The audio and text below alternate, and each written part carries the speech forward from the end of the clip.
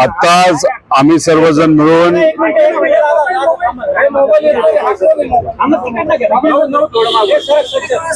काही वेळापूर्वी मी असेल व आमच्या बरोबर सर्व पदाधिकारी व तसंच पुणे शहराचे गटनेते व इतर काही पदाधिकारी आणि कार्यकर्त्यांबरोबर CID कार्यालयामध्ये आम्ही आलो होतो।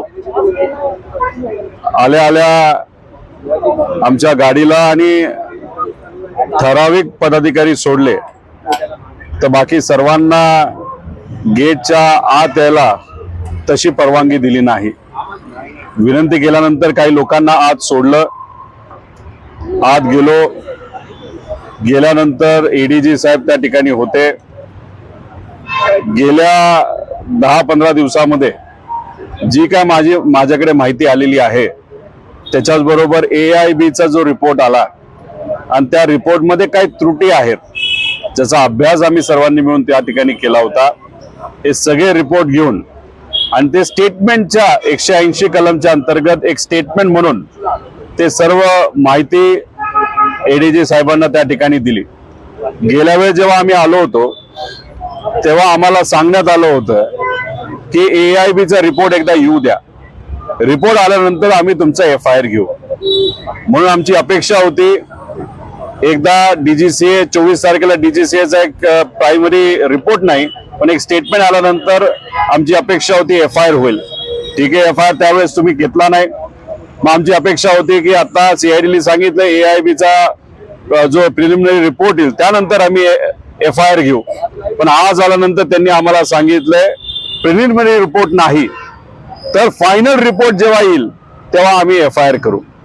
2023 ला याच VSR कंपनीचा जेव्हा अपघात झाला होता त्याचा अजूनपर्यंत गेल्या 3 वर्षामध्ये फायनल रिपोर्ट आलेला नाही। दादांचा ऍक्सिडेंट झाल्यानंतर तुमच्या मदतीने लोकांचं प्रेशर वाढल्यानंतर DGC आता कुठेतरी म्हणतंय की 2023चा अपघात जो झाला होता त्याचा आम्ही आता फायनल रिपोर्ट थोड्या दिवसात काहीतरी देऊ। म्हणजे कुठे ना कुठेतरी FIR करण्याच्या बाबतीत टाळाटाळ तिथं होते। मग आम्ही घाटकोपरला 2019 ला मुंबई या ठिकाणी एक विमान पडून 5 लोकांचा मृत्यू त्या विमानामध्ये झाला होता।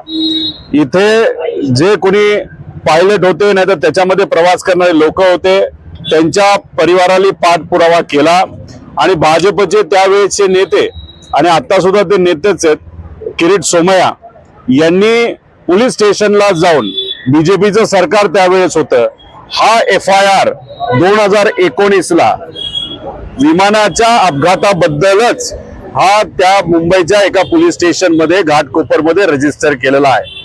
म्हणजे हा FIR होऊ शकतो। तिथे सुद्धा ऍक्सिडेंटल डेथ रिपोर्ट तर होताच, त्यानंतर हा FIR झाला। हाच आमच्या सगळ्यांचा जो अधिकार आहे हा अधिकार आम्ही कोणासाठी वापरण्याचा प्रयत्न करत होतो तर या राज्याचे एक लोकनेते मोठे नेते अजितदादा पवार यांच्यासाठी आम्ही FIR करण्यासाठी प्रयत्न करत होतो। आणि हा FIR झाला 19 ला त्यांचं सरकार आणि त्यांचा एक नेता पोलीस स्टेशनला जातो म्हणून आणि आम्ही विरोधात आहोत आणि दादांसाठी आम्ही लढतोय, अजितदादांसाठी लढतोय। एवढं करून सुद्धा बोलून सुद्धा पाठपुरावा करून सुद्धा दादांचा FIR घेतला गेला नाही। म्हणजे कुठे ना कुठेतरी काही प्रमाणात काळबेर हे कुठेतरी आता सिद्ध होत चाललेलं आहे। काल जेव्हा VK सिंग आला 11-11:30 वाजता VK सिंग या कार्यालयामध्ये आला होता। पत्रकार इथं आले होते। पोलिसांकडनं पत्रकारांच्या प्रति फार चुकीच्या पद्धतीची वागणूक त्या ठिकाणी दिली असं आम्हाला कळलं। पत्रकारांना आत घेतलं नाही। VK सिंगची गाडी आणि त्याची सिक्युरिटीची गाडी ही आत घेण्यात आली होती।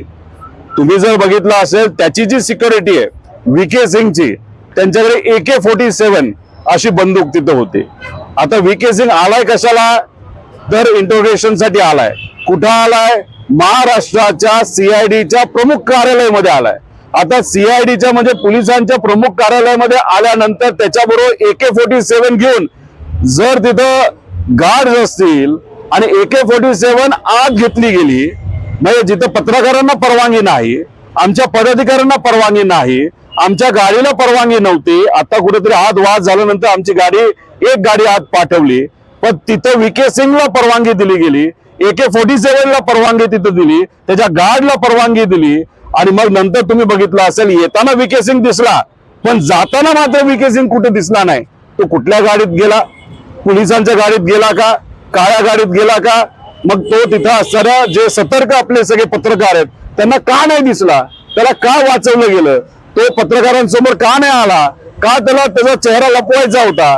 का त्याला कुठली तरी भूमिका लपवायची होती? असे अनेक प्रश्न त्या ठिकाणी निर्माण होतात. पण आज CID कडे आल्यानंतर अधिकारी कितीही चांगले असले तरी कुठे ना कुठेतरी यांच्यावर दबाव आहे, आणि हा दबाव असल्यामुळेच FIR दादांचा त्या ठिकाणी घेतला जात नाही. आणि जे काही इन्व्हेस्टिगेशन आहे, जो तपास आहे, तो हवेत गोळ्या झाडण्यासारखा हा तपास आहे असं आपल्याला म्हणावं लागेल. यांना खऱ्या अर्थाने तपास करायचाच नाही. याला त्या VSR ला वाचवायचे, DGCA वाचवायचे, आणि ह्याच्या मागे जो कर्णधार कोणी असेल, नाहीतर जी काही संस्था असेल, त्या लोकांना वाचवण्याचा पूर्णपणे प्रयत्न तिथं सुरू आहे. मला दुर्दैव याच गोष्टीचं वाटतं, जे लोक सत्तेत आहेत आणि दादांबरोबर अनेक वर्षांपासून त्यांनी काम केले, नाही तर दादांमुळे काही लोक निवडून आलेले आहेत, ते मात्र या बाबतीत भूमिका घेताना दिसत नाही. FIR करण्यासाठी प्रयत्न तिथं केला जात नाही. ही मात्र त्या ठिकाणी दुर्दैवी गोष्ट आहे. उद्या मी स्वतः दिल्लीला जाणार आहे. केजरीवाल साहेबांची उद्या आमची भेट होणार आहे. त्यानंतर इंडिया आघाडीचे जे प्रमुख पक्ष आहेत, त्याचे जे प्रमुख नेते आहेत, त्यांना सुद्धा पुढच्या 3 दिवसामध्ये आम्ही भेटून पार्लमेंटमध्ये हा विषय घेण्यात यावा. त्याच्याबरोबर आम्ही जो मुद्दा मांडतोय त्याच्यात 11च्या अंतर्गत एन्क्वायरी सुरू आहे. कलम 12च्या अंतर्गत ती एन्क्वायरी व्हावी, ज्याच्यामध्ये एक वेगळी कमिटी फॉर्म केली जाते. बाहेरच्या काही संस्था सुद्धा आपल्या त्या इन्व्हेस्टिगेशन साठी घेता येतात. कलम 11 मध्ये घरच्या घरी तिथं आपल्याला इन्व्हेस्टिगेशन केल्यासारखा तो विषय. त्यामुळे जो एअर इंडियाचं विमान हे अहमदाबाद मध्ये पडलं, तिथं असं लोकांची सुद्धा मागणी आहे की 12 कलमच्या अंतर्गत त्यांचं इन्व्हेस्टिगेशन व्हावं. आमची सुद्धा ती मागणी आहे. तर त्या सगळ्या मागण्या घेऊन आम्ही दिल्लीला जाऊन दादांसाठी तिथपर्यंत लढा त्या ठिकाणी घेऊन जाणार आहोत. तर इंडिया आघाडीलाच का?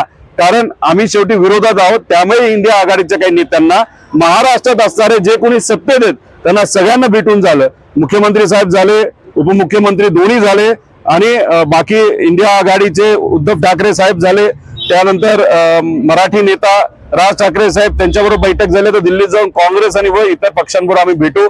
पण हा लढा कायमच असा ठेवला जाईल. पण 100% मी आपल्याला सांगतो की काळं काय ना काहीतरी आहे. अजितदादांच्या घातपातच झाला असं कुठेतरी आम्हाला सर्वांना वाटलंय. आणि योगायोग, दुर्दैवी योगायोग बघा, 2023 ला जे विमान त्यावेळेचे मुख्यमंत्री एकनाथजी शिंदे साहेबांना डावोसला घेऊन जाणार होतं, ते सुद्धा VSRचंच होतं. आणि त्यांनी बहारेनवरनं विमान उडवल्यानंतर, तिथून उडल्यानंतर पेट्रोल भरून ते जेव्हा डावोसला चाललं होतं, नाहीतर तिथं त्या दुसऱ्या देशामध्ये जात होतं, तेव्हा तिथं इराणमध्ये आणि इराकमध्ये परवानगी नसताना सुद्धा विमान हे मुद्दामून VSR नेलं गेलं.